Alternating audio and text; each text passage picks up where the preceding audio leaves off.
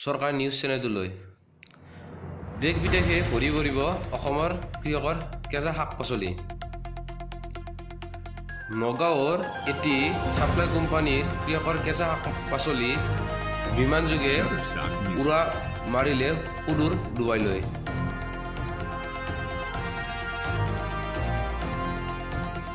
আজি 18 নৱেম্বৰ, আজি এটা নতুন গ্ৰুপ পাইছোঁ যে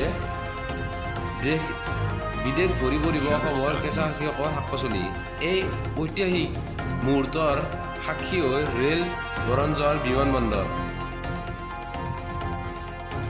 বৰঝাৰস্থিত লোকপ্ৰিয় গোপীনাথ বৰদলৈ আন্তঃৰাষ্ট্ৰীয় বিমানবন্দৰৰ পৰা অসমৰ কেঁচা শাক পাচলি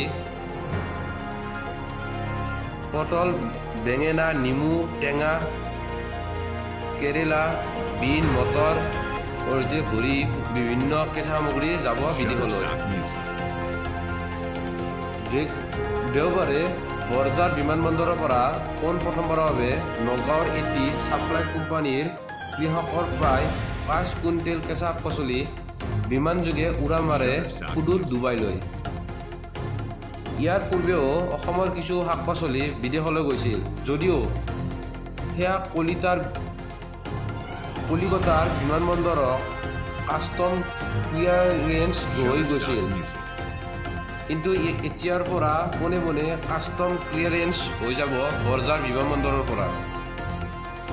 কৃষকৰ কেঁচা পাচলি তিনি কেৱল পেকিং কৰি লৈ আহিব লাগিব বৰঝাৰ আন্তঃৰাষ্ট্ৰীয় বিমানবন্দৰলৈ। বাকীখিনি কামৰ দায়িত্ব ল'ব বিমানবন্দৰৰ কাষ্টম বিভাগৰ লগতে প্লেন কোৱাৰেণ্টাইন বিভাগে। এই অকল কোম্পানী ল'ব। এই পদক্ষেপত কাষ্টম বিভাগে বহুখিনি সহায়ত হাত আগবঢ়াই যাব বুলি জনায় এয়াৰপৰ্ট অথৰিটি REDA। অৱশ্যে শাক পাচলি পঠিওৱাৰ আগতে যোগাযোগ কৰিব লাগিব বিদেশত শাক পাচলি গ্ৰহণ কৰাৰ প্ৰতিনিধিৰ লগত অথবা কোনো ৰপ্তানি কৰা কোম্পানীৰ লগত। আনহাতে অসমৰ কৃষকে পঠিয়াব লগা শাক পাচলিৰ বাবে প্ৰত্যেক দিনেই সেৱাৰ বাবে সাজু বৰঝাৰ বিমানবন্দৰৰ অথৰিটি বিভাগৰ লগতে কাষ্টম বিভাগ।